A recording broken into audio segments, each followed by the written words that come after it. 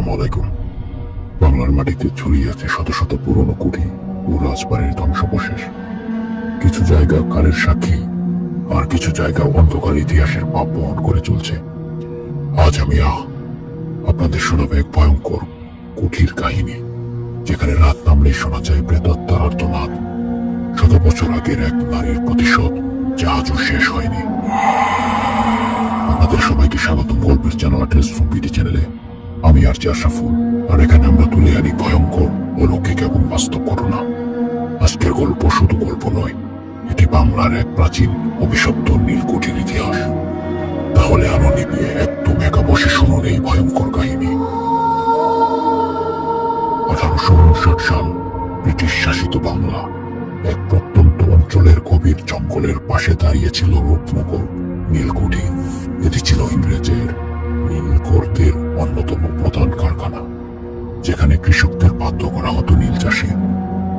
এই কুঠির দায়িত্বে ছিল জনাথন রবার্টসন, এক নিষ্ঠুর ইংরেজ নীলকর। তিনি নীল ব্যবসার আড়ালে এক ভয়ঙ্কর গোপন খেলা খেলতেন। এই কুঠিতে রাত্রিবেলা এক অদ্ভুত ব্যবহার করত। কিছু নির্দিষ্ট গ্রামবাসীকে ধরে আনা হতো, আর রাতের অন্ধকারে অদৃশ্য হয়ে যেতে তারা। কেউ জানতো না তাদের ভাগ্যে কি ঘটেছিল। কিন্তু একদিন এক গ্রামের দরিদ্র কিশোরী কপিকে ধরে আনা হয়। তাকে নিয়ে যাওয়া হয় নীলকুঠির গোপন কক্ষে। সেই রাতেই ঘটল ভয়ঙ্কর কিছু।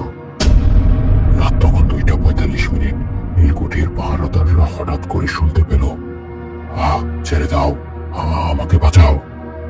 শত বছরের পুরনো দেয়াল কাঁপিয়ে উঠছিল মেয়েটির চিৎকার। কিন্তু মুহূর্তেই সবকিছু নিস্তব্ধ হয়ে গেল। পরদিন সকালে সবাই দেখল গভীর লাশ জ্বলছে নীলকুঠির দোতলার বারান্দা থেকে। তার চোখ দুটি বিস্ফোরিত, মুখে ছিল ভয়াবহ আতঙ্ক। গল্প শেষ হয়নি।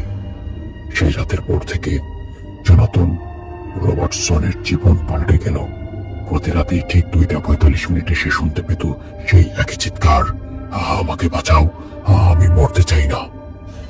1 রাত, 2 রাত, 3 রাত, তারপর এক সকালে নীলকুঠির লোকেরা দেখল জনাথন রবার্টসনের মৃতদেহ পড়ে আছে সেই বারান্দাতেই, যেখানে কপির লাশ ঝুলছিল।